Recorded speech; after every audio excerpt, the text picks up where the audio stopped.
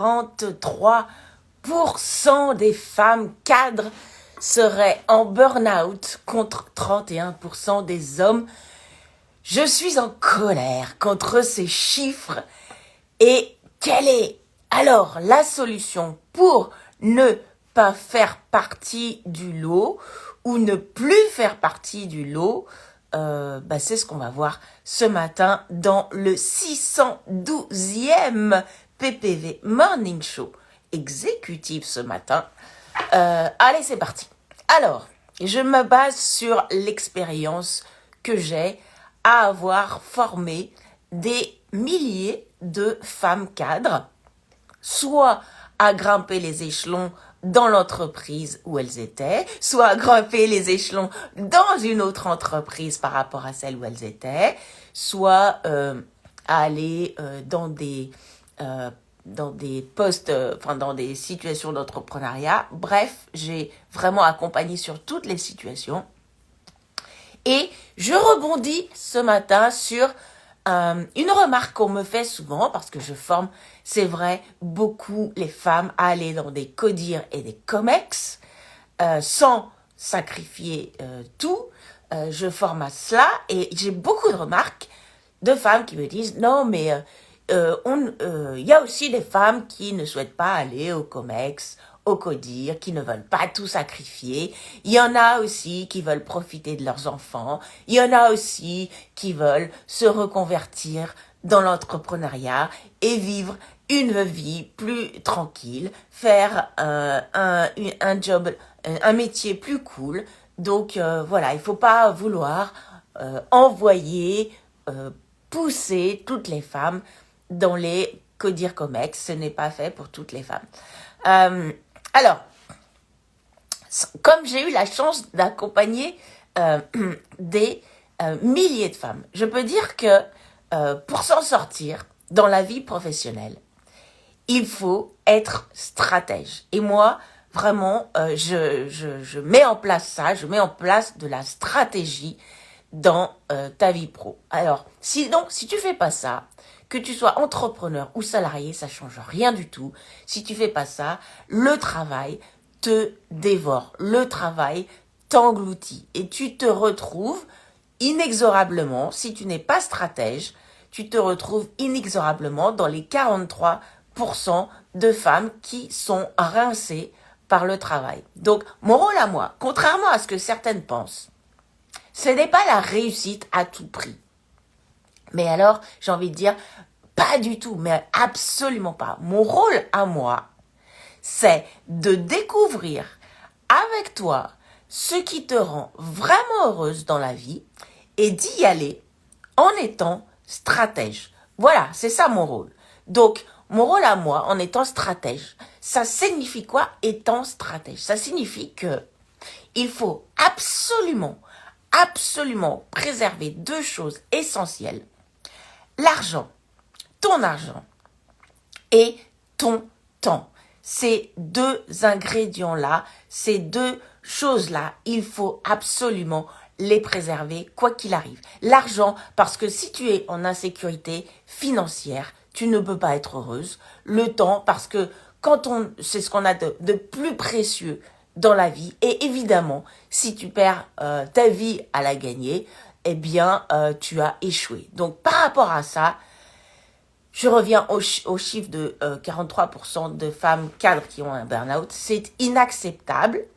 Et ça veut dire que, en tant que cadre, je pourrais dire si je m'incluais, si j'étais cadre, mais ça veut dire qu'en tant que cadre, tu n'as pas su mettre les limites, tu n'as pas su dire non, tu n'as pas su, t'as préféré justement suivre ce qu'on t'avait inculqué, c'est-à-dire la valeur travail, jusqu'à ce que celle-ci provoque un épuisement chez toi. Mais en fait, c'est quoi cette valeur travail qui est une valeur qui peut te laisser exemple. Est-ce que ce travail-là que tu portes comme une valeur, on est vraiment une, parce qu'une valeur, ça n'a pas pour but de te laisser sur le carreau. Une valeur, ça n'a pas pour but de te laisser exsangue. Une valeur, ça a pour but de te porter, tu vois. Et j'écoutais Julia de Funès sur TikTok. Oui, j'écoute TikTok. Oui. Bon, Julia de Funès, c'est cette docteure en philo, la petite fille de Louis de Funès, et elle s'est exprimée sur la désacralisation, justement, de la valeur travail. Et alors, je suis pas toujours d'accord avec ce qu'elle dit, hein, loin de là, mais là, sur ce point de réflexion, j'aime vraiment ce qu'elle partageait, et elle nous amenait à réfléchir, justement, sur le fait que travailler pour travailler est un non-sens. C'est un non-sens de porter comme ça, de but en blanc, le travail en termes de valeur, que le travail, finalement, et surtout pour les jeunes générations qui, faut le dire, ont tout compris quand même, hein, elles ont compris le game, elles nous ont vu souffrir, elles nous ont vu justement nous prendre les pieds dans le tapis, donc c'est elles qui ont tout compris, tu vois, quand elles demandent des RTT, c'est elles qui ont tout compris, c'est pas à toi de râler, c'est parce que tu peux râler contre toi-même de pas avoir osé en demander, mais c'est elles qui ont tout compris. Donc, tu vois, c'est ce fait de porter la valeur travail comme ça, en tant que valeur en tant que telle, alors que, comme l'explique Julia de Funès, le travail, surtout pour les jeunes générations dont on doit s'inspirer, c'est un moyen pour donner du sens à ta vie, tu vois. Le travail, c'est un moyen, et il faut pas oublier la finalité de tout ça. Donc, mon rôle à moi, c'est vraiment de t'éviter un burn-out ou un autre burn-out. Et ben, tu peux travailler dans une assoce où tu as plein de sens, tu vois, et faire un burn-out, il n'y a aucun problème. Donc, mon rôle à moi, c'est te montrer que, comme le partage Julia de Funès, le travail n'est qu'un outil au service de ton développement et ton épanouissement, au service de ton bonheur de vie. Le travail, c'est un moyen, c'est pas une fin. Et la fin, c'est à quoi va ressembler ta vie dans sa globalité. Et pour cela, comme je l'ai dit, on va absolument préserver deux choses. Ton argent, parce que sans argent, ta vie, elle est faite que de stress. Elle va être faite de comment joindre les deux bouts, comment se payer les prochaines vacances, comment donner le meilleur confort à mes proches, comment payer les soins médicaux de mes parents, Bref, l'argent, c'est ce qui te rend libre. Donc, ton argent, ça n'est pas négociable. Tu dois avoir comme un des buts pour t'épanouir dans la vie, d'avoir cette sécurité financière. Ce n'est pas négociable. Et le deuxième chose que moi, je m'attache à te préserver, c'est ton temps, parce que ton temps, si tu passes pas du temps avec les gens que tu aimes, ils s'éloignent. Si tu passes en couple et si tu passes pas du temps avec la personne avec qui tu partages ta vie, ça risque pas de tenir longtemps, tu vois. Si tu passes pas du temps à cultiver tes passions et que tu attends la retraite pour ça, mauvaise nouvelle, il y a beaucoup de personnes qui à la retraite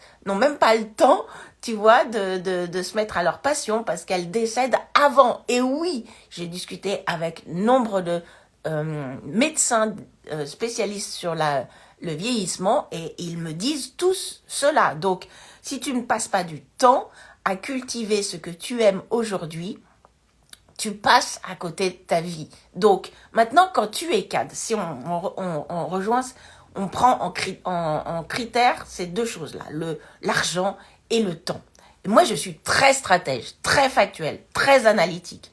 Quand tu es cadre, quand tu es femme cadre, la solution, quelle est-elle? La solution, petit 1, c'est pas de rester au niveau où tu es, parce que tu sais que quand tu es dans l'opérationnel, quand tu es cadre, dans l'opérationnel, eh bien, tu prends le bouillon. Donc, c'est pas la solution de rester dans l'opérationnel. Donc, quand tu es cadre, tu dois vraiment faire en sorte de monter les échelons, parce que c'est là où tu montes les échelons en préservant ton temps, et ça s'apprend, mais donc c'est là où tu vas avoir plus d'argent, plus de sécurité financière, et tu dois apprendre à gérer ton temps.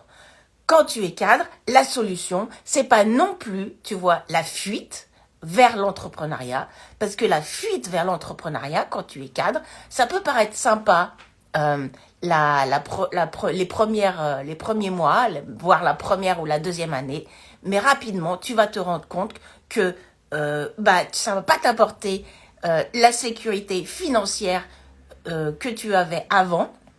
Et deuxième point, ça va pas aussi te donner le temps pour profiter de tout ce que tu veux profiter dans la vie. Surtout si tu as fait ton switch entrepreneurial sans avoir une activité qui tournait déjà à la base.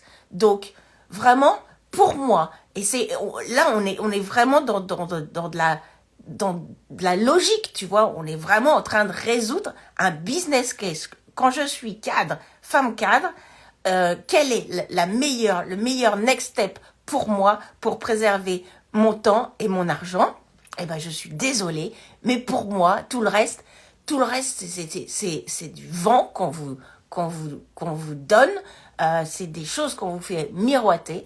En réalité, la chose la plus sensée, la plus logique, celle qui donne le moins de risques, c'est celle de grimper dans l'organigramme en se préservant, et c'est ça qui va faire la différence, en préservant ton temps, grimper dans l'organigramme en préservant ton temps, et ensuite, éventuellement, basculer dans l'entrepreneuriat, mais en ayant tout backupé et en ayant une activité qui tourne.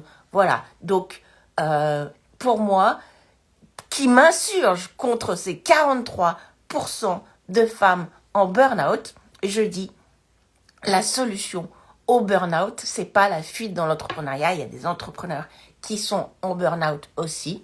La solution, c'est vraiment de rester maître de ces deux piliers phares qui vont te permettre d'être épanoui dans ta vie, ton temps et ton argent.